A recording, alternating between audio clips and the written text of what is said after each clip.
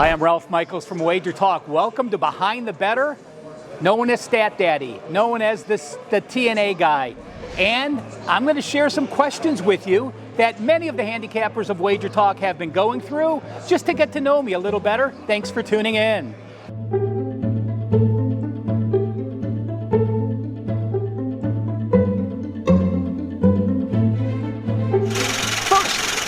What is my all-time favorite sports book? Well, I can tell you this. Coming to Vegas in the 80s and 90s, my first Super Bowl bet ever was Imperial Palace.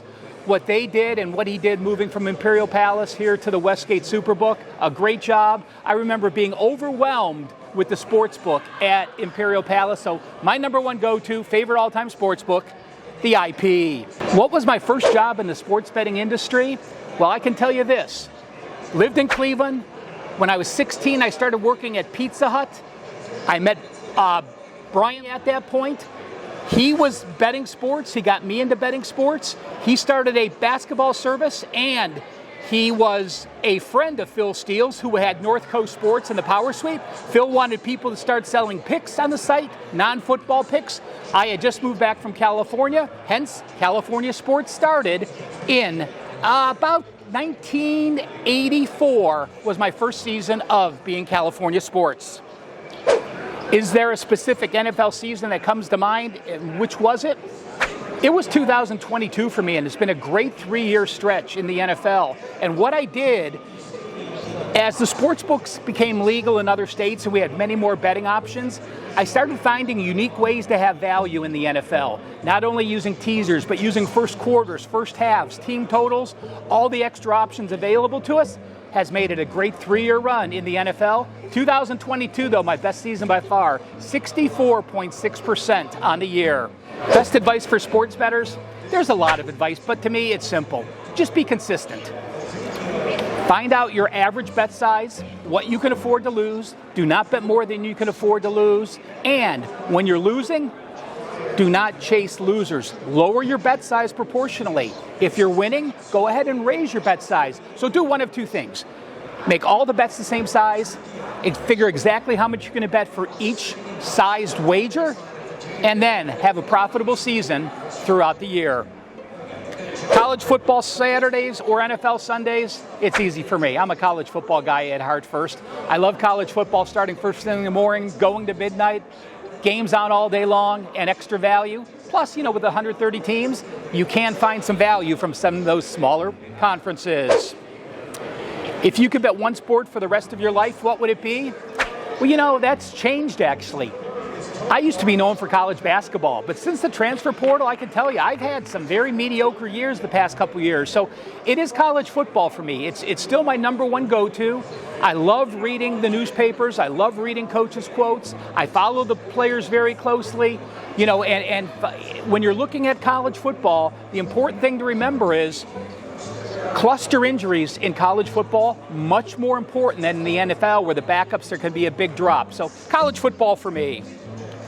What's the best sporting event you ever attended? Well, I used to manage Phil Steele Publications, the magazine Phil Steele College Football Preview, as well as Power Sweep and Northcoast Sports. And when I was managing Phil Steele Publications, I actually was credentialed as a media person to go in the press box.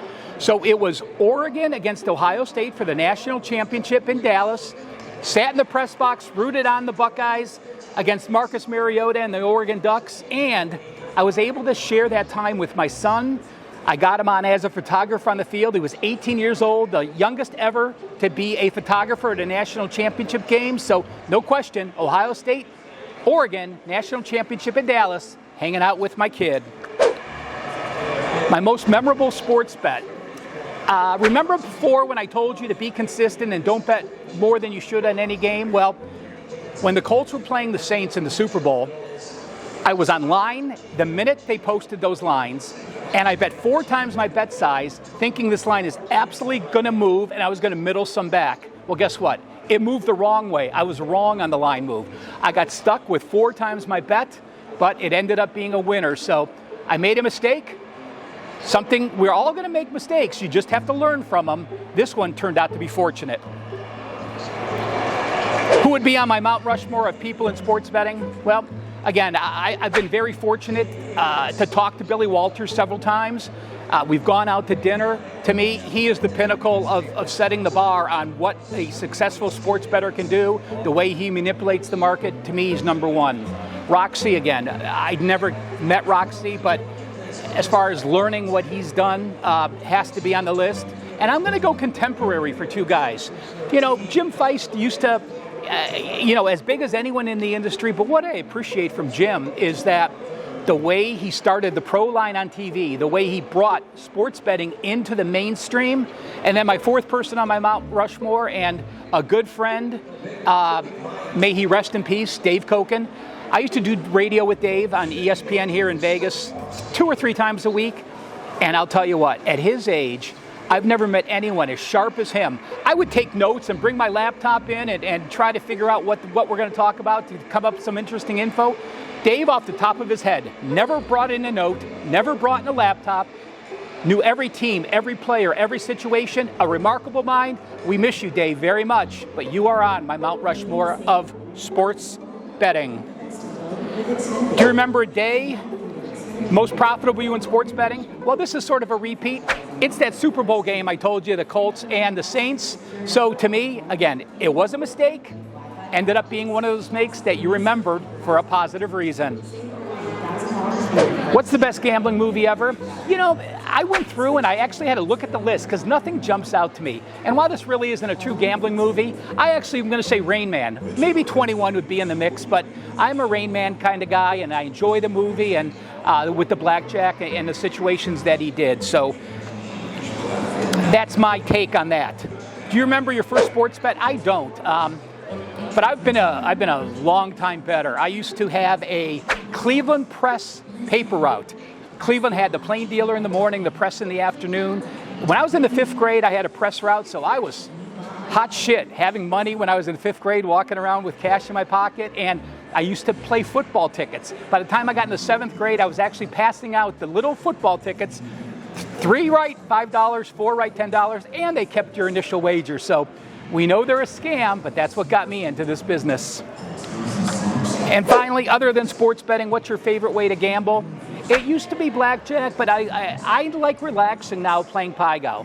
I know it's not an odds game, but it's very slow paced. There's a lot of pushes. It's a fun table game. There's nothing you can really do wrong. So Pai-Gow for me. So guys, I appreciate it. Thank you for watching all these shows. And now you realize why almost 200,000 people are subscribers to Wager Talk TV. You should as well.